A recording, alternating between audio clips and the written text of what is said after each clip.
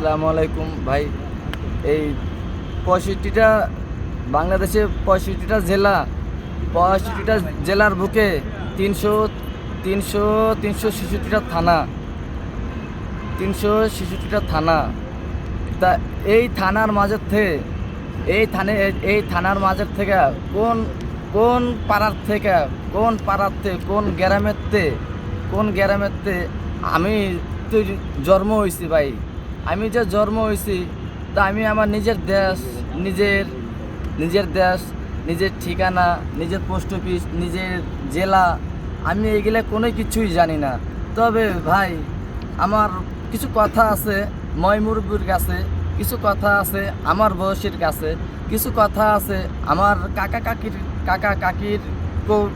কাকা কাকির বেশের মানুষগুলো, আর আর কিছু কথা আছে আমার বড় ভাইয়ের দেশের কাছে।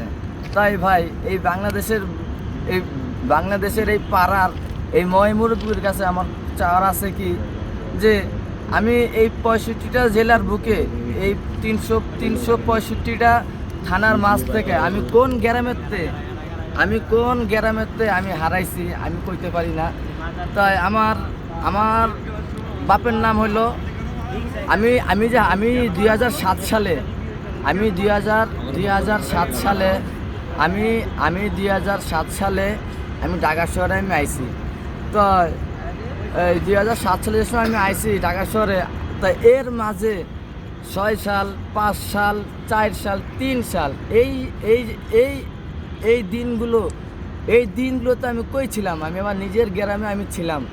তা আমি আমার নিজের দেশে আমি যে 5 থেকে 7 বছর 2003 থেকে 3, 5, 6 মধ্যে আমি আমার নিজের দেশে আমি ছিলাম। 7 সালে কি আমি আমার নিজের দেশে আমি ছাড়ছি। তবে ময়মুরব্বির কাছে আমার এইটুক অনুরোধ, এই বাংলাদেশে এই 365টা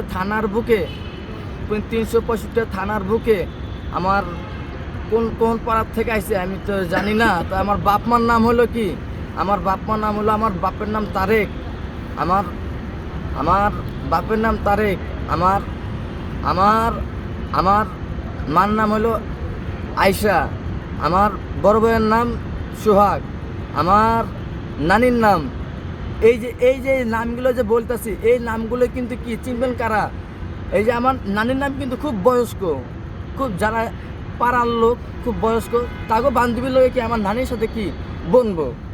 আর আমার যে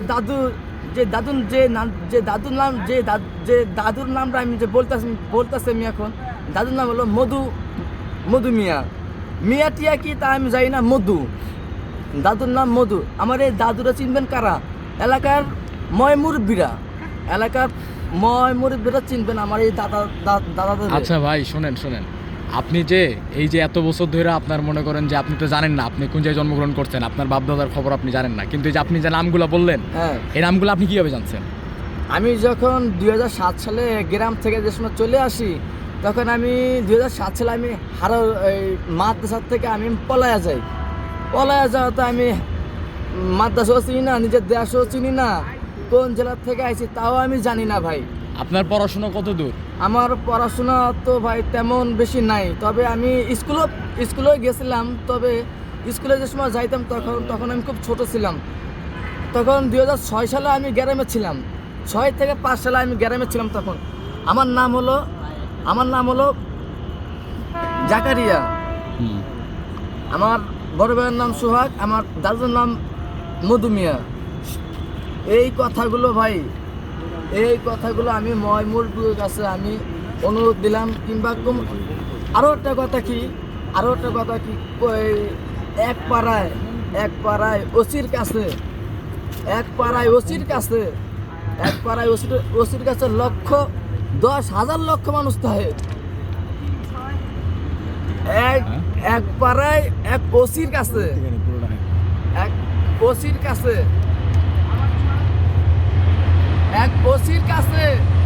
10 লক্ষ লোক 10 লক্ষ লোক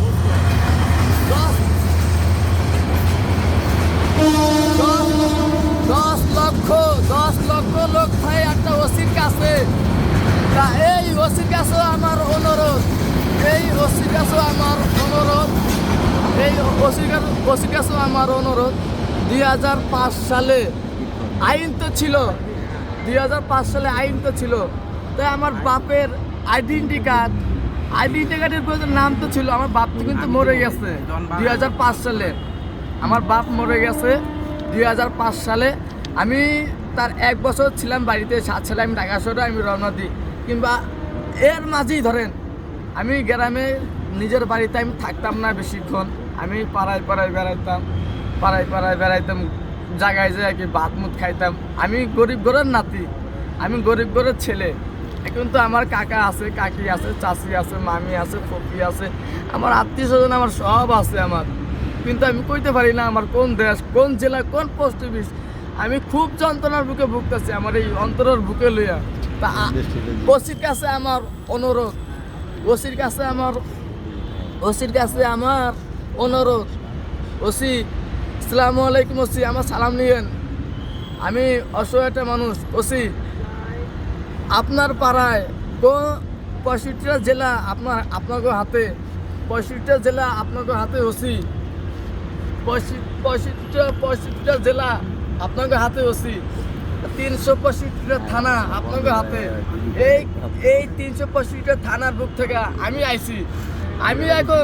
আমি এখন যাব কই? আমি তো আমার দেশে আমি যাইতে চাই।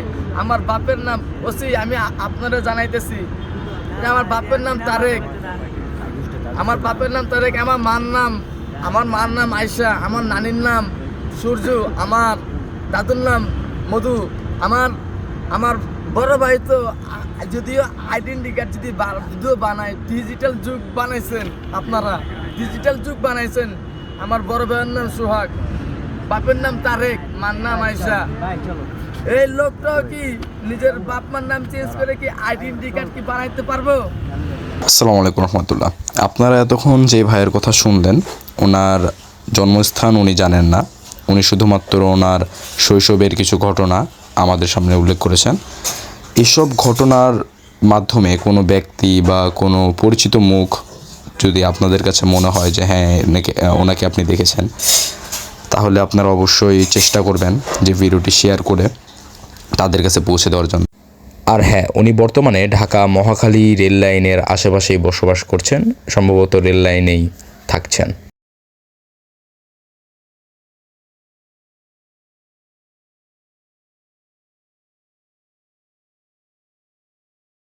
সর্বশেষে বলতে চাই যে ভাই এখন তার নিজের বাড়িতে ফিরে যেতে চান। ওনার বলা কিছু তথ্যের মাধ্যমে যদি আপনাদের ভিতরে কেউ যদি চিনতে পারেন, তাহলে অবশ্যই ভিডিওটি শেয়ার করে আপনাদের সেই পরিচিত ব্যক্তির কাছে পাঠিয়ে দিবেন এবং দরকার হলে আমাদের সাথে যোগাযোগ করবেন। কমেন্ট বক্সে আমরা আমাদের যোগাযোগের মাধ্যমগুলো শেয়ার করে দিচ্ছি।